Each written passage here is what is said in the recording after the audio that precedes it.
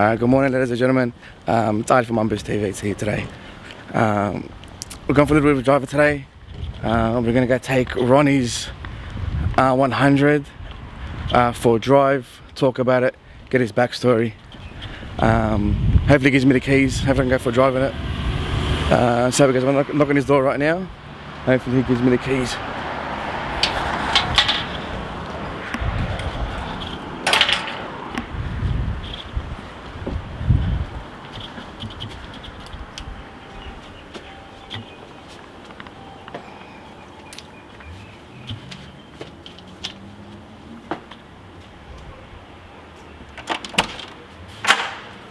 Good morning. Ronnie. Good morning. Good morning, Ronnie. Come in, I got some eggs happening, bro. Eggs in the clay pot and the fakhar. Come in. You ready to go? Yeah, bro, you ready? You ready? Alright, give me a kiss, I'll go for a drive. Yeah, you wish. Nah, Show me the money. Yeah, let's go. Alright, yalla. Good morning. Alright, good morning. Good morning, Alush. Good morning, good morning. Bro. I'm good, you good? Yeah, man. Fucking hell. Sun's out. It should be a good fucking day today. Oh, yeah. Can't complain Sun with that. blaring. Nice Sunday drive.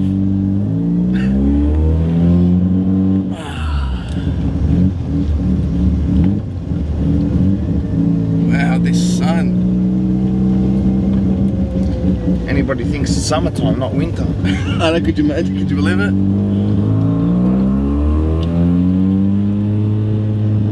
And what is it, 6-7 degrees today? Oh, it's probably about, I reckon, 8, 9, 10. 8, 9, 10, the sun's out. You wouldn't think it's winter today. Or at least cold.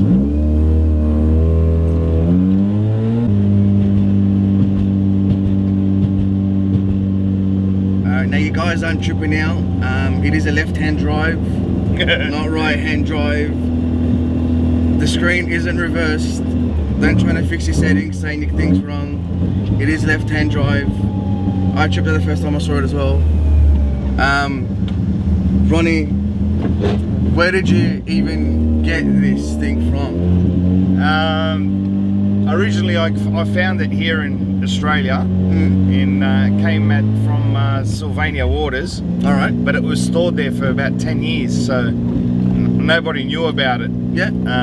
So I stumbled across it through a friend of mine who he was actually going to buy it. That's a lucky find. And he didn't buy it because he was buying a farm and had to spend $300,000-400,000 on the farm and stuff. So he said, and he's got a collection of cars. So yeah. He said to me, there's an R100 for sale. I said, no way. He goes, yep. It's the only car I regret selling. In 1994 I had one and I drove it from Melbourne to Sydney because I was living there at the time. And what happened was I drove it here and my best friend's brother hounded me for 2 days to sell it to him. So I ended up selling it to him for $7,000 and he gave me a Gemini TE to drive back home to Melbourne. So wrong end of the stick. The wrong end of the stick. But as the turns tide, after I brought this car and finished it, you wouldn't believe it, it was his wedding last year in October and I took him in the R100 to his wedding. So payback was a bit of a bitch. But yeah, so that's how I ended up with another R100. But yeah, if it wasn't for my very good friend Con, who put me onto Chris, there was no way I would have had this car. So, and Chris could have sold it to anybody or whatever, but he knew that I had the passion and I regretted selling my one. So he gave me that opportunity to relive my dream. So after a couple of years of intense late nights with a good friend of mine, Johnny Lawnmower, as we call him, owns a lawnmower shop in Earlwood. Johnny spent countless hours on the car, and in his name and in his spirit I've got the crank ankle sensor engraved, "Thank you Johnny Lawnmower," on it. So he's a very special guy, and you know, a lot of credit to him, and obviously there were other people that worked on the car. So Gary from Girraween from the motor trimmer, Yeah. My cousin Robbie from Pendle Hill Automotive Engineers, my cousin Pierre. You know, there was lots of people that were involved in this build. All the guys from overseas, from Canada, where the actual car comes from, they all helped out with parts and bits and pieces. And Tony Marr from Rototalk, he was, you know, they call him the doctor. Again, he was recommended through a friend of mine who's got a nice RX3, Giuliano Ferris, and put me onto Tony, and we become friends, and he looks after my car when it comes to all of the mechanicals and tuning and all that sort of stuff. So yeah, man, it's been a very, very enjoyable journey. It's been very, very stressful, but the people that you meet along the way, and the companionship you make, and friends, and photos that you get from people sending through that they seen the car and all of that, it's well worth the hard work and efforts of everyone, you know what I mean, that pays off. But well, the car industry is such a small place anyway, so everyone knows each other. So even if you need something so minor, someone knows about it. Someone knows, go call this person, go call that person. Everybody knows absolutely who to go to. Absolutely, and especially in the rotor world. Yeah. Everybody's very, very helpful, because it's so close knit as well. Yeah, and even guys in America who are on our forums and pages and stuff. You know, I'd say that we are the rotary capital, you know, Australia. Yeah. You know, with the big likes of names like Pack and all the boys and everybody, you know, nobody, you know, differs between each other. Everybody helps each other out, which is really good. You know, you got Viz Rotary, you got Rototalk, you know, Pack again, you know, you got lots of all these boys, you know, that JDR, you got all these guys that, you know, they don't pick fights or anything like that. Everybody's very lovely, man, and we all have that same passion for the rotor, you know what I mean? Yeah, which is really lovely. And I come from a scene where the GT clubs and stuff like that, it's a little bit more rivalry there, but this was a lot easier build because of the people around it, you know, have a lot of respect for each other and help each other. You know, I've got guys from Melbourne, Mo, he helped me out with some parts, you know, guys from Brisbane. It's really cool. It's you know, very trusting guys. You know, you put the money in the account before you know it, end of the week you got your parts and bits and pieces. So yeah, no, it's lovely, man. It's been a great experience, and a lot of fun. Now it is left-hand drive. Obviously, it would have been imported. Where did it come from? Okay, so originally the car comes from Japan. Yeah, that's where it was made, obviously. Yeah. And then from there it went to Canada. All right. And then from Canada went to California, and then California came to Australia. Through an importer? No, the gentleman that I got the car off, Chris, he imported it himself. Okay. Yeah. But it never got to finish it or register it or anything like that. All right. So. And he's a very big guy, so I don't know how the hell he's fitting it.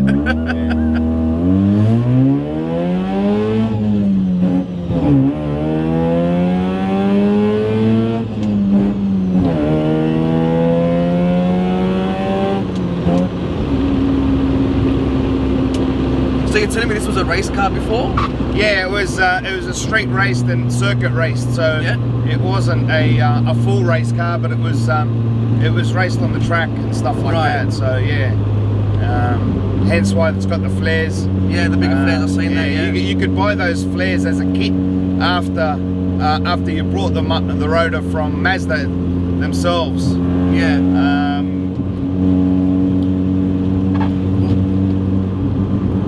And put them on. There's other kits out there, but they're very, very rare. There's only probably 2 or 3 cars that I know of that are actually really on the circuit. Yeah. That do Le Mans and stuff like that, but they're tucked away in Japan. They're right-hand drive, and they got square lights. See, America and Canada got 1970s Series 2. Yeah. R100s. They never got Series 1. Okay. And the rules and regulations over there for indicators and stuff are different. So if you look at an Aussie delivered R100. Yeah. The indicators are not on the outside of the front guard and the rear quarter. There's no lights on the outside. Right. Whilst on this one in America, they put lights on the outsides of the guards. Hence, it's safer, and you know, they have all different types of rules. You know what I mean? People can see it. Yeah, that's right. Yeah, exactly. So, yeah. So obviously, when it was a race car, it was stripped that interior, or at least at bare minimum. It wasn't fully stripped out. No. So it was still used on the street. So it used to be drive. Yeah. So, but it did have some old gauges that when I got it weren't working and rusted out and stuff. You know. So then, how hard was it to find the parts for this car then? Oh, very hard. Yeah, very hard, very time consuming. Yeah. But again, you know, everybody helped out. You know, you ask questions, especially when you don't know, you're not in the scene. It takes a bit of time, but persistence, late nights on the computer, you know, Facebook, you know, Instagram, you know, all that social media stuff. Yeah. It really helps. You're bound to find it. Yeah, well, and then when you do find it, it's very, very expensive. So yeah, true. To give you an example, I was in Bali with my wife, having a you know, holiday, and here I am on eBay bidding on this ashtray because I couldn't find one, and the ashtray ended up costing me like $500. Jesus, just for an ashtray, and I don't even smoke.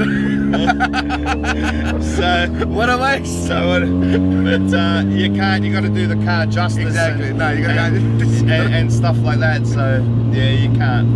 I had to get the ashtray. So I was fortunate enough to find the steering wheel here in Sydney. Yeah. In Balcombe Hills. All right. So that was pretty cool. So I brought that off a guy from there. The horn pad cover found in Gladesville. All right. Again, I was overseas. I was in Bali that weekend, and my good mate Johnny Lawnmower fucking jumped on his bike and went and picked it up for me. So yeah, switches. These switches. Some of these switches came from Canada. Right. Or some came from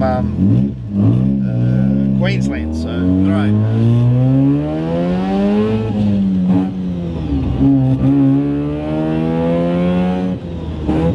Now, obviously, you guys can hear the rotor. Ronnie, this thing sounds fucking amazing. Honestly, it sounds. Yeah, it's just a NA, man. It's no turbo, no nothing. No. I just wanted to keep the car period correct as much as possible. Yeah. We're not for speed or anything like that. No. We just, you know, want to cruise it and keep it, and then, you know, get everybody else out there to enjoy it, because it's something that is very rare, and you know, everybody can enjoy the real JDM car. You know what I mean? Exactly. I think it's a very, very important icon. So it's a 12A? Yeah, it's a 12A. That's what it came with, and it's got a 5-speed box to suit.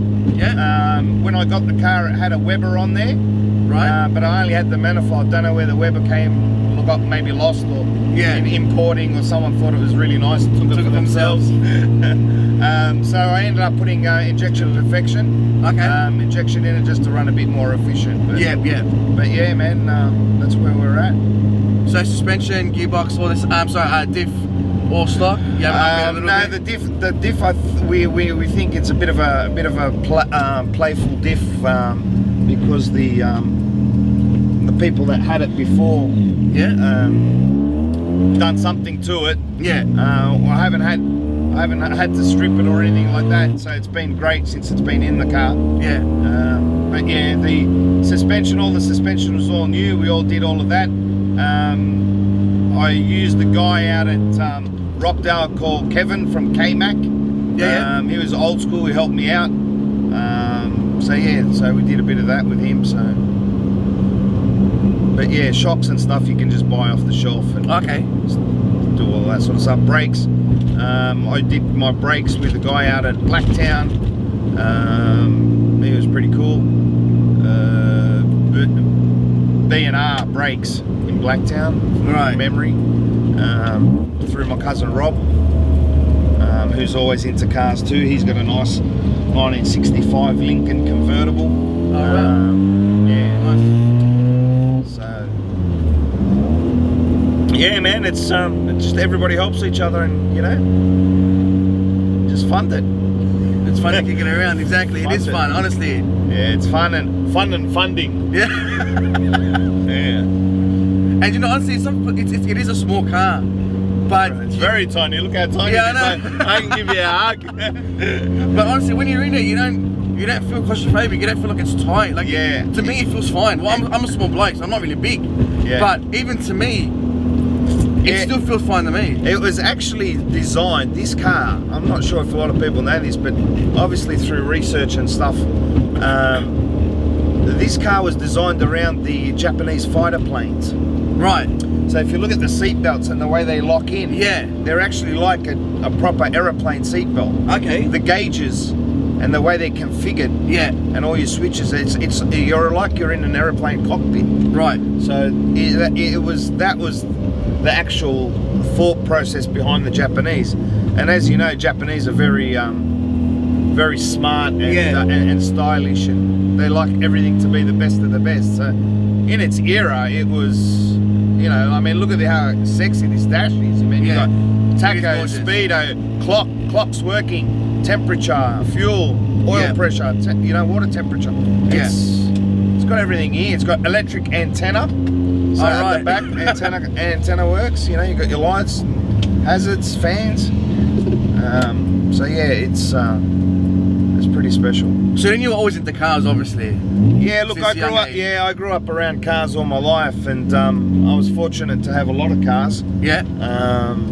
I had a couple of rotors, but nothing too flash. I just had a RX4, and I had two RX4s. Yeah. And I had an R100. So I only had, and this is my other R100. But I had GTs, I had Tiranas, I had a few cars. But yeah, I have been around the car scene when I was younger. But I pretty much picked it all back up after I got married. Hence, got to get out of the way from the wife. Does she hate it when you have to spend? I gotta buy this. No, she's very supportive actually. Cool. Yeah, she's pretty cool. So I'm pretty blessed to have a good wife that lets me do what I want. Yeah. If I want to sell the car, she doesn't say yes or no. She doesn't. You do whatever you want, whatever makes you happy, sort of attitude. Right. Which is great. Yeah. Which helps with the build. And we go out together, I take her out for lunch for a cruise and stuff like that. But I think she likes the GT a little bit more than the Rotor. Yeah. And she also likes the Rotor because I'm close. So, the GT because it's far away from you, that's all. Yeah. No, it's a lot more roomier, a bit comfortable. We did a lot of big drives in that car. We haven't done that yet here with the R100 yet. So, but God willing, we will one day do some stuff. The one thing I love about these cars is when it goes down the streets, people stare and look at you because they don't know what it is. Yeah.